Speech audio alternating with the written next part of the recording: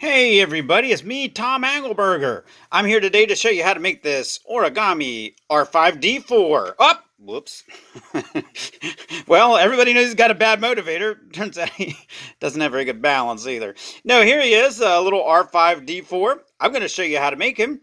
What you're going to need is some paper, some magic markers, and a pair of scissors because he's got a couple of special features. First of all, he's got this antenna up here. We use scissors to make that. And then he's got, just like I said, a bad motivator. Let's see if we can make it happen. Here he goes. That's right. As soon as Uncle Owen tries to buy him, he catches on fire, burns out. Poor thing. Poor old R5-D4. All right, I'll show you how to make him. Get your stuff together while I remind you that I wrote The Strange Case of Origami Yoda and made the origami and the pictures. My new book is Geronimo Stilton, the graphic novel. And of course, I wrote Chewbacca, the mighty Chewbacca, in the Forest of Fear. But this isn't time for reading my books. Well, actually, it's always time to read one of my books, but right now, please take a moment to get your paper and stuff. We're going to fold R5-D4. I'm going to use a slightly bigger piece of paper so you can see what I'm doing a little better.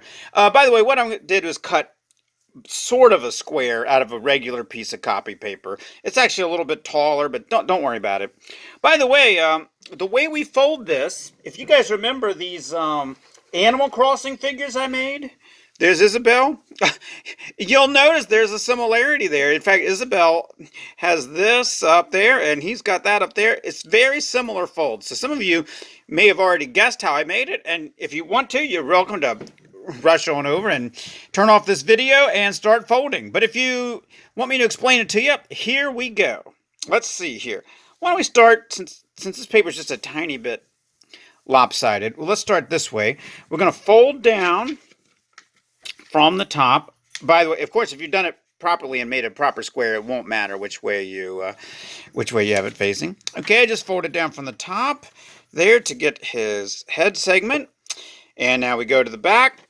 This is the way we fold almost all of our stuff. We fold one side over like that. Just took one side, folded it over, creased it down. We take the other side over like that, crease it down there. So what we did is just one like that. And that's our basic three-fold puppet. It's the same puppet that I used to make the little tiny me from the beginning of the show. And but it's got this extra part up at the top. So first thing we're going to do is turn that extra part into this classic R5-D4 shape. So flip it over. Okay. Now what you're going to do is you're going to get your finger under here. Get your finger under here so you have a little something to work with. And if you were making something with big ears, you could fold this so it goes way out to the side. But R5-D4 just has a tiny little angle to him. So just fold this out the tiniest little bit and then squash it down like that. See how I folded it just the tiniest little bit before I squashed it down. So if you didn't catch that, maybe you'll catch it when I do the same thing on the other side. I get my thumb under there, okay, to give myself a little something to work with. My other thumb can push this out, way out, or just a tiny bit out, and just a tiny bit is what we're aiming for here. Like this. Crease it down both this way and that way. Now you've got something that looks kind of like a shirt on this side, but on this side it is hopefully starting to look like R5-D4. All right, now flip it back over because we want to do his arms or legs, whichever you want to call them. What we're going to do here is fold out. Take this whole thing here, fold it out like that. And then you're going to fold this part back. Now, as always, it's starting to look real ugly on the back side, but on the front side, it should be starting to look like R5-D4. Let's hope so. Okay, I'm going to do the same thing on the other side. We're going to fold this way out like this, and then we'll fold this part back.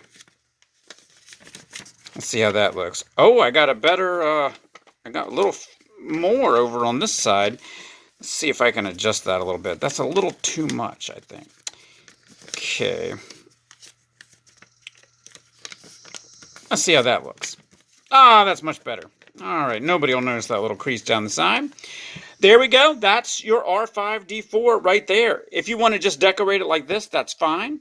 If you want to take it a little bit further, what we're going to do is show you how to make this gap here. Oh, there goes my focus again. My apologies. We're going to show you how to make this gap here so his legs come down below his body. First thing you do is you get the bottom of it, and you're going to, oh boy, it's gotten awful dark, hasn't it? My apologies. It's getting a little dark here. I'm having some video problems. There we go, a little lighter. Now you're going to fold this up. Let me get that a little closer to you. Now it's too bright. Oh, brother. Okay, we're going to fold that up. The force is not with my camera today. I think my camera's gone to the dark side, unfortunately. Okay, so you fold that up, and then you squash these sides down like this. That's going to make little triangles on each side. Boy, can you even see that? Okay, and then squash this down over here. So that gives you a place where it goes straight across.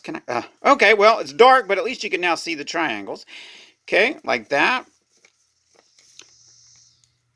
Okay, now you see how similar that looks, but what we need to do is, we don't want this flapping out in front. We want to tuck it in behind. So let me turn this upside down. It'll be a little easier. You're going to fold it forward. Oh, goody, there goes my dog. This video is turning into a giant mess. The camera's messed up, the dog is barking. Oh man, what more could happen? I don't know, but I know you super folders will give me a break, won't you? You won't give me a thumbs down just because my dog barked. All right, there it is. Did that make sense? The way I tucked that in there, you can just fiddle with it. You can just fiddle with it, and if you really can't get it, feel free to cut it off. I don't mind. R5-D4 doesn't mind. Origami Yoda doesn't mind. All right, there we go. There's our R5-D4. You're going to decorate him. It's mostly circles.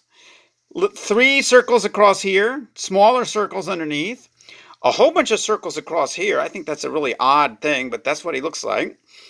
You're going to have a red bars here and over here, a blue bar there, some little blue marks there, some little squiggly business down there. Get yourself some photo reference if you want.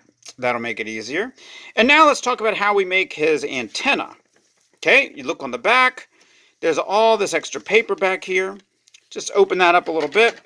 Take your scissors, cut like this.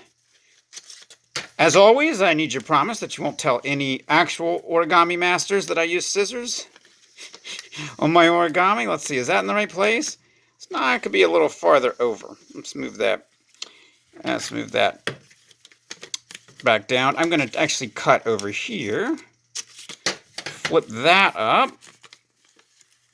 Okay, is that making sense? You're going to flip that up there. When I fold this over, now he's got his little antenna up there. Good job, R5-D4. All right. What else do we need? Oh, yeah, we want some smoke for him. Okay, so the smoke is all going to come from over here. Just going to cut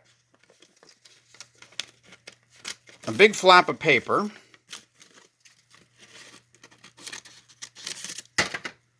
That I can flip up this way. Let's see. I want the bigger piece, so tuck that under and flip this bigger piece up like that. Does that make sense? I hope so, because we're going to clip there and there. Just a couple little curves in it like this. We just want it to be a little bit curvy looking. And now you take your marker and scribble some, what's going on with his, boy, he really does have a bad motivator. That's all I can say about it. Oh man. By the way, one piece of tape in the back will do wonders to make all of this stuff stick down. Remember, you're not showing anybody the back side of this. It only counts how good the front side looks. All right, let's see. I've got a gray magic marker here, but you can probably just use the black if you want. And I'm just going to scribble some smoke on there. Like that. That's going to be his motivator.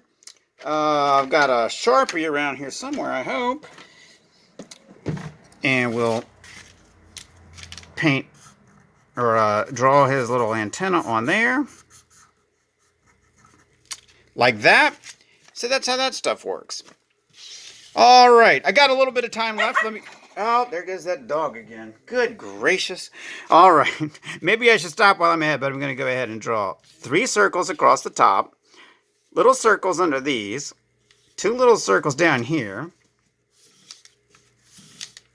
a whole row of circles across here. Of course, you can do a much better job. Get yourself some photo reference and do it right if you want, or just goof around. However you want to do it is fine with me.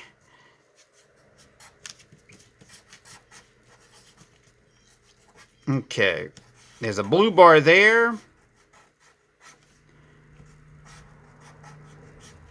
Like that. There we go. There's our R5-D4.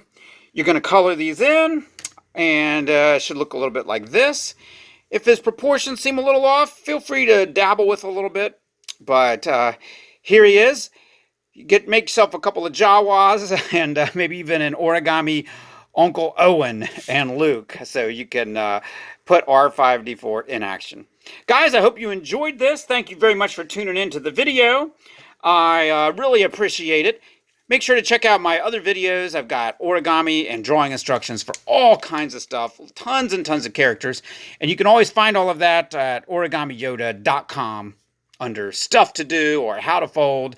And then there's a place where you can send me the pictures of the origami that you make. So do that too. It'll be fun. And until next time, may the force be with you.